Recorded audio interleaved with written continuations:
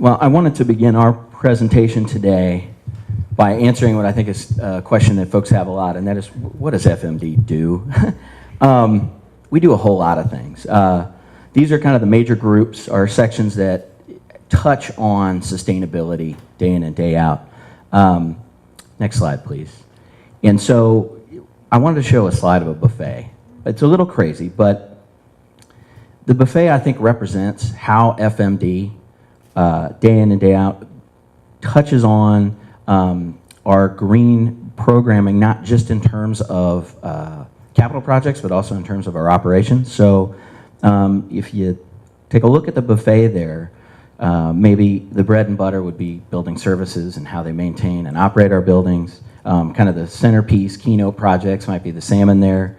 The champagne up in the corner is probably the director's office.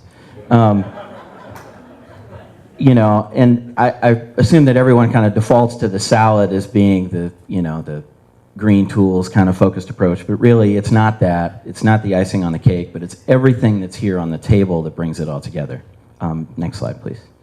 So just to kind of point out some of the basics, FMD operates, maintains and manages about 3.7 million square feet of office space, general government office space for county employees.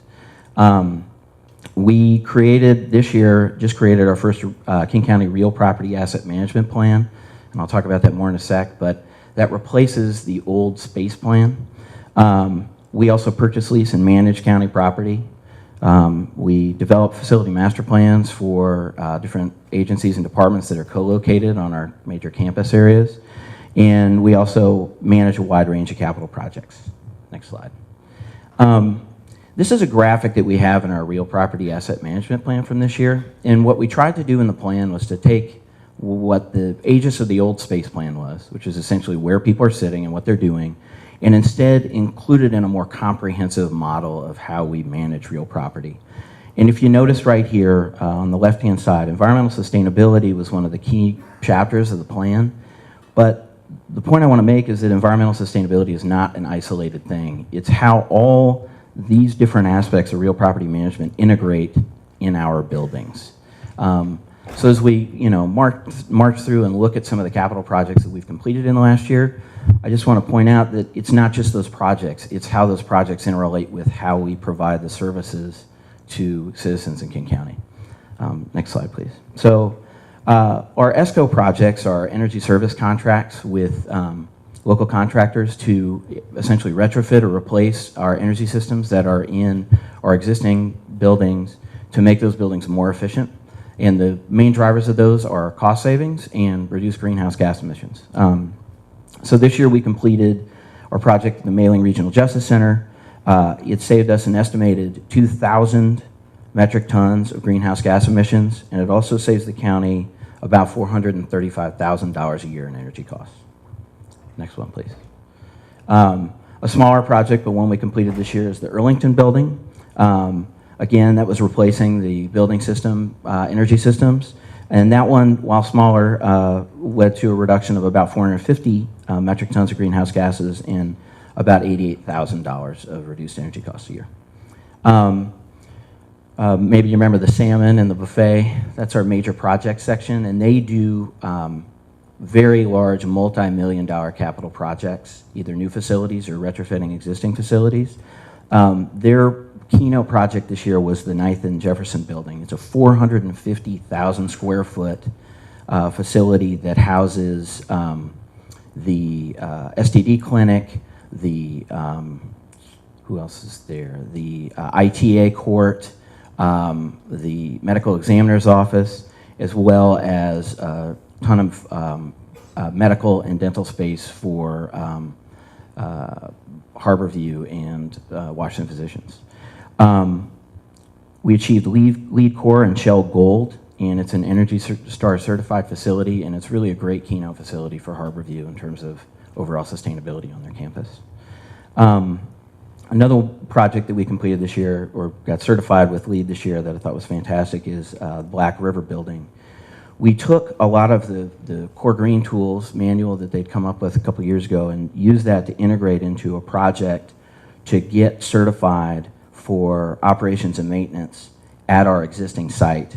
There was a capital component to it, but really the critical component to this project and getting the certification is, next slide please, creating a dedicated operations and maintenance guideline manual just for the Black River building. Another component of it is that the Black River building now will have 100% green power already paid for the next 2 years. And what's great about the Black River building project is not just the LEED Silver certification, but the fact that we can take this and leverage it to all our other facilities over the next couple of years. So it's a project that went very well for us. Next slide, please. Right now, we are working on, and some of you may be familiar with this, a consolidation process where we are trying to take spaces that are underutilized in our existing buildings and move county employees and departments into a smaller footprint of buildings so that we can then either sell, lease, or mothball the building space that we don't need. So there's a whole range of near-term moves and consolidations that are going on over the next 18 months. It's literally 30 different steps. But one of the great things about the near-term moves is not just the fact that we're going to be reducing our energy usage and the environmental impact from not efficiently using our office buildings, but also the fact that as we do that, we'll have opportunities to seek LEED certification for commercial interiors as we do remodeling and tenant improvement projects in some of our buildings. Next slide, please. And last but not least, one of the things that's coming out of our real property asset management plan are a series of strategies that we're going to be working through the next 3 years. And one of those strategies, or a series of those strategies that are pretty valuable, is the idea that we're going to start working on providing opportunities for county employees to have less permanent spaces in terms of a physical cube or a desk, and more opportunities for touchdown spaces and telecommuting, and then being able to quantify the effect of those opportunities in terms of our reduced greenhouse gas emissions and environmental impacts from commuter traffic and the like.